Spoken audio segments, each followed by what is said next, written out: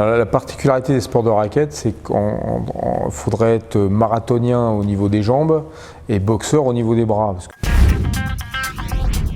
C'est vraiment une problématique de placement, de déplacement, placement et une action très rapide. Donc on doit travailler la coordination tout le temps. En fait, l'idéal après, c'est de trouver dans la préparation physique des situations qui vont permettre à la fois de travailler la coordination, à la fois de travailler le cardio-training par le déplacement et à la fois travailler la vitesse de bras par des simulations de frappe ou par un travail spécifique au sport de raquette qu'on utilise. On va travailler avec ce qu'on appelle des bandes de suspension où on va prendre un appui du pied arrière et donc il n'y a que le pied avant qui va travailler, qui va partir en fente avant. L'avantage de cet exercice, c'est contrairement à une fente classique, le pied arrière, malgré le fait qu'il puisse s'appuyer sur cette bande qui n'est pas un élastique, qui est une bande dure, elle est quand même instable. Donc du coup, l'appui est quand même instable et ça oblige un meilleur appui du pied avant. Donc on va renforcer l'appui du pied avant, on va renforcer entre guillemets l'intelligence du pied avant pour vraiment avoir une stabilité qui va nous permettre, quand on n'aura plus cette bande qui nous retient, d'être encore plus stable quand on aura la possibilité d'utiliser nos deux pieds.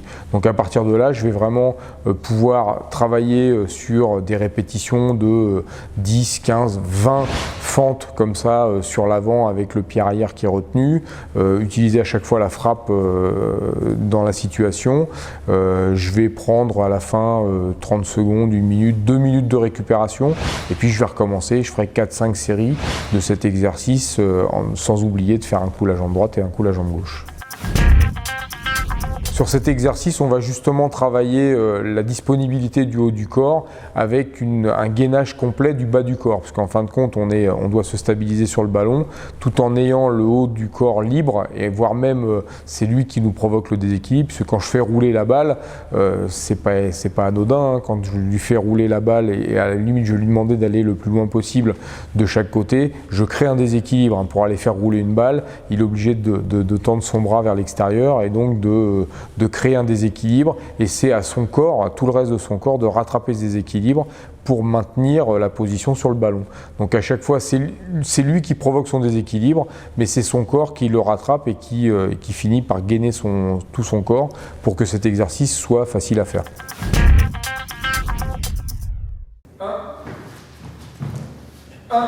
On dispose 4 plots à 4 coins environ. Le carré doit faire à peu près, pour que ce soit intéressant, entre 8 mètres de côté, entre 6 et 8 mètres de côté.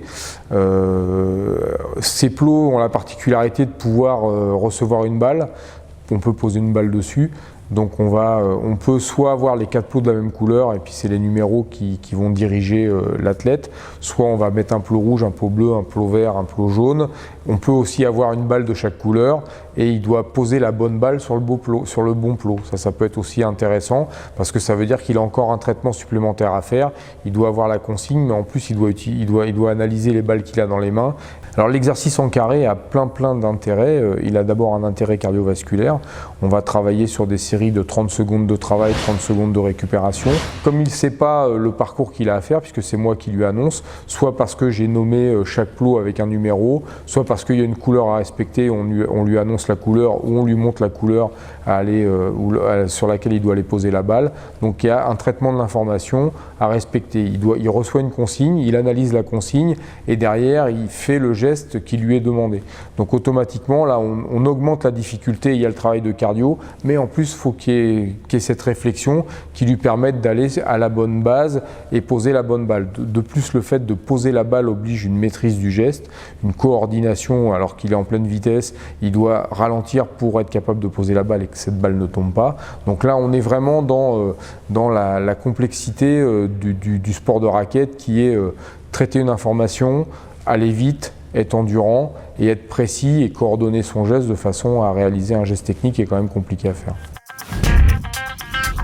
Alors l'exercice sur le chariot va permettre de travailler les ischio-jambiers en dynamique, ce qui qui est assez intéressant par rapport à une activité comme le squash, qui va muscler énormément les quadriceps et donc va créer quelque part un déséquilibre entre le ratio ischio-jambier-quadriceps. Et va forcément, quand il y a un déséquilibre musculaire, il y a un risque derrière de blessure, il y a un risque de se péter le genou, entre guillemets, enfin de se faire les croisés, parce que justement cette tension est plus équilibrée. Donc on va anticiper sur ce risque-là en faisant travailler les ischio-jambiers par rapport à un quadriceps qui est énormément sollicité. Donc on peut même imaginer un joueur de tennis qui solliciterait énormément ses quadriceps. Il faudrait quand même qu'il travaille aussi ses ischio-jambiers d'un point de vue préventif.